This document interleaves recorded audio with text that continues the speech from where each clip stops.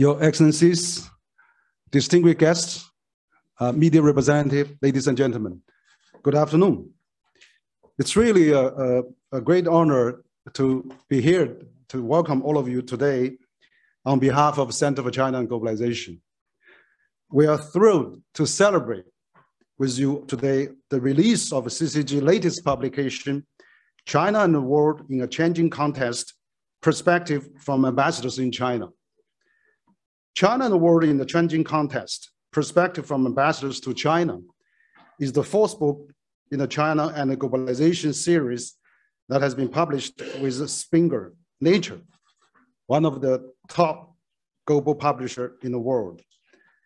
This book series seeks to create a balanced global perspective by gathering views of highly influential policy scholars, practitioners, and opinion leaders from around the world. Of course, the editors of this book, including myself and Dr. Mabel Miao. Our motivation for creating this book series draws on the spirit of core culture of CCG, which is based on the belief that a globalized world is a core component for the creation of a peaceful and sustainable world that can contribute to the mutual benefit of all mankind. Ambassadors are kind of a bridge and also bellwether of the globalization, and you are also the ambassadors of a friendship. Your diplomatic envoys serve as a pivotal contact point between nations across the whole range of fields, ranging from economic and culture to health to environment. The special group of ambassadors in this book, those based in China, are at the forefront of what for many countries is one of their most important bilateral relationships, as well as one of the most striking and consequential aspects of global affairs in the 21st century. And of course, the rise of China on the world stage and its exchanges with the world. In our globalized world of the transnational supply chains, dense people-to-people linkages, and shared various risk threats, the roles that ambassadors and embassies play has become more important than ever because countries are so deeply connected and interdependent. And as China plays an increasing role in the global economy and global affairs, its relations with other countries have become a subject of growing interest and at a time of contention. Plugged into the politics of their home capitals, policies of their home capital actually, but also tasked with keeping a finger on the pulse of China and the world at large, ambassadors have a unique perspective on some of the major issues of our time, such as COVID-19 trends in the global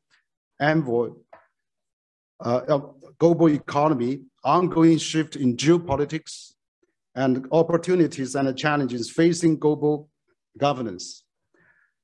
Their insights are useful not only for the policymakers, but also for the academics, entrepreneurs, media, and anyone trying to make sense of a rapidly changing world.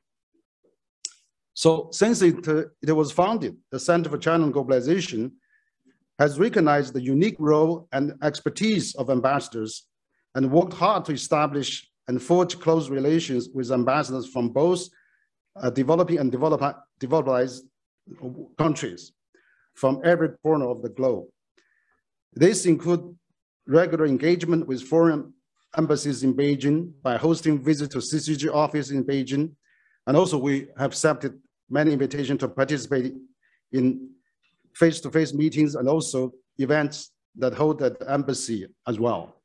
So CCG is conducting many discussions, roundtables on topics including trade and economic relations, geopoliticals, and global governance, and of also the international relations that of our contemporary time. Some foreign diplomats have also worked with CCG to pass their constructive views and suggestions to Chinese government. In addition to those original ad hoc meetings, CCG also hosts special events that bring foreign ambassadors together and has created a platform at its flagship forums to facilitate dialogue and bridge gaps between China and the rest of the world. Since the launching of these roundtables, we have found the perspectives that official envoys share to be both, their shares to be both invaluable and illuminating, not only in convening the views and experience of their own country, but also for their insights into the global affairs and China's development. For some time, we have also wanted to share those perspectives with a wide audience to contribute in a small way to opening up the conversation on China, globalization, and other pressing topics of our time.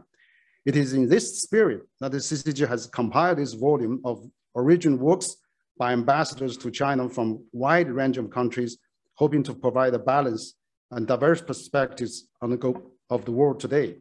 So I will just briefly introduce our authors. Actually, we have a very strong contributors and guest speeches that we have collected in this book. So this book actually includes 23 essays and 10 speeches from 27 ambassadors in China, representing Europe, Africa, Asia, and Americans and Oceania.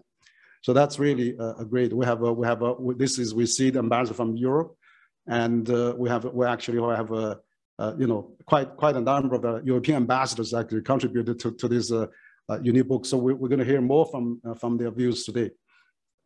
And also we have a voice from Africa. We have a number of American ambassadors in China contribute to this book. So it's really quite well represented, including our ambassador from African Union. Of course, the European ambassador, we have the ambassador from European Union, so it's quite a large representation as well. And we have also voice from Asia, that ambassador from Japan, and also a number of ambassadors from Asia, including ambassador from Indonesia and also Malaysia also. So that's quite a interesting view. And voice from Oceania as well. That's two important countries as well. And here's the voice from Americans that actually, I apologize, the clip was a little short, but basically we have quite a number of ambassadors from Americans, both North American and South American. So, we're glad to see all of them, quite a few of them actually presented today. So we are very pleased to welcome all of you. And so the list, actually, I'm not going into detail. We have already seen that just now. So 27 ambassadors altogether, including, the 23 contributors of the book. So basically, this book actually, we hear from William. He actually touched upon the theme. So the first part is about mutually beneficial relations. So that we have quite a number of ambassadors touch on that subject, including Mexico, Georgia, and of course also Azerbaijan. So quite a few ambassadors, Ethiopia and Spain, and also China, African Union ambassadors, and Kenya and Ireland. So this is really a great subject that we touched upon. And the second part of the book is basically talk about facing global challenges together. As we all know, we are in the this pandemic, and of course we have also a geopolitical risk, that is the danger, the crisis actually we are going through right now. But this book basically foresees some of the global challenges that we have to face together. So I think we have also ambassador from Slovenia, ambassador from Finland, ambassador from Netherlands, ambassador from Colombia, all mentioned about those challenges. And so it's, and also we have an ambassador from Algeria, ambassador from New Zealand, ambassador from Japan, ambassador from Portuguese, all mentioned about this part. So this is a collection of great views from all the ambassadors. Again, on the third part of the book, actually, we talk about creating a common future.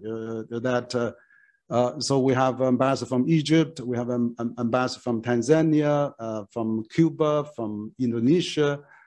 So all touched upon this great, wide-ranging subject. And also ambassador from Poland and from Thailand and from Brazil. So I'm very grateful for all the ambassadors that taking your time to write the book and to contribute. So this is really a good, probably the first time internationally publishing a collection of ambassadors' original works here in China. So CCG is very pleased to work with Springer Nature, one of the top renowned international publisher. And as Bill said, it's a free downloads, and so anybody can have a look. And we hope that this book will have a better also as well. In addition, we actually had also select a number of ambassadors, their speeches at a CCG, venue or events. For example, CCG has held the China and Globalization Forum for the last 7 years, and every year we're doing a special roundtable, and then we have collected all the speeches actually from ambassador, and we selected some of them, and with their agreement, we now publish those speeches as well. And also, we have also selected some of the speeches that ambassadors spoke at Center for China's the Global Young Leader Dialogue Forum. So those is also very important forum that we're holding this year again. Also, by the way, I would like to mark your calendar on June 18 and the 19th, we're going to have the 8th China and Globalization Forum. We're going to have an ambassador roundtable again. We'll have a Global Young Leader Dialogue Forum. You are all invited to that event.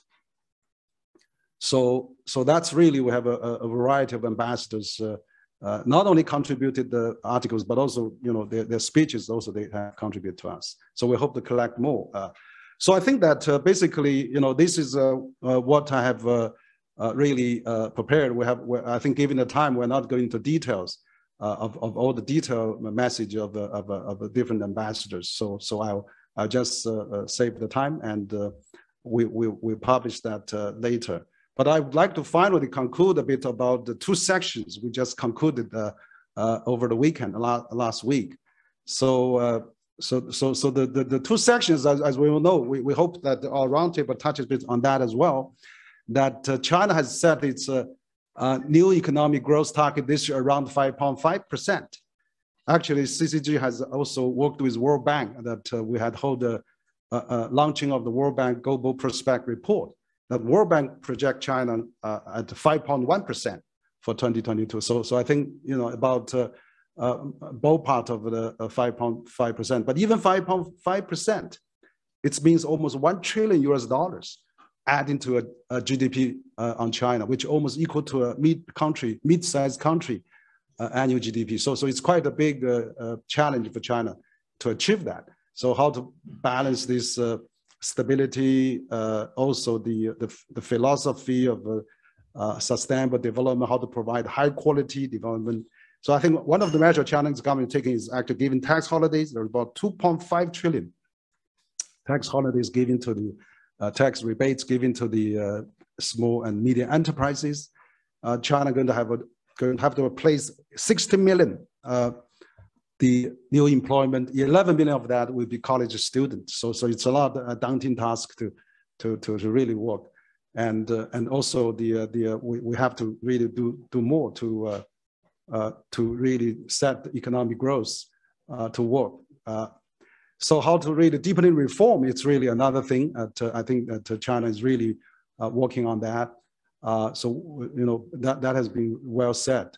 And consumption, the inflation is capped below 3%. Will be, I think that is the objective.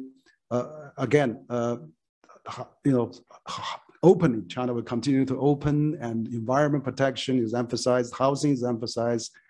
I'm sure you're all familiar with that. And economic growth is already targeted.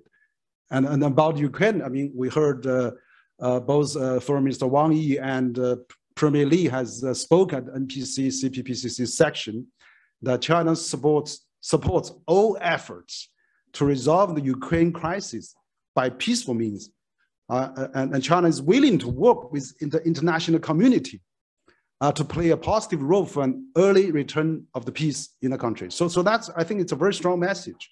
And China, first of all, I think when Foreign Minister Wang Yi said that all countries, sovereignty and territorial integrity is respected. Ukraine is no exception. And then and China also support all efforts to resolve the Ukraine crisis by peaceful means. I think China is willing to play active role there and positive role. So that's what actually Premier Li has said. And also about the human right, I think the recent incident involving the gross violation of the women's right that is widely known in China has indeed deeply distressing. I think the government has really sacked about 17 officials, were given this very severe punishment, and so this woman status and right has to be respected. And as a matter of fact, the CCG on March 8, International Women's Day, we held an event with UN Women here in China, and we have Finnish ambassador, Sweden ambassador, and Rwanda ambassador all came here. So and also 5 UN agencies, and we had a great discussion on that. So of course, the business environment government is going to pursue continuously to give all business environment, improve the reform of the government functions that will continue, and U.S.-China relations. I think the message is that now the door has been opened, it should be shut again, and should there be any decoupling. China-U.S. cooperation benefits both countries and the world, and there should be more dialogue and communication between the two countries. So I'm glad that top diplomats Yang Jiechi and the National Security Jack Sullivan just met yesterday. So we hope that there's some good dialogues going, and then we have an enhanced understanding on the current situation. So finally, just on openness. So basically, the message that I think Premier Li gave you, and also during this conference, 2 sections. China will maintain the course of a wide openness, no matter how the international environment may change, just as the course of the Yangtze and the Yellow Rivers will not be reversed. Anything that is conducive to expanding the high level opening up, we will go for it. There has been 40 years since China began this journey. Opening up has brought benefits to all the country, its people, and the world.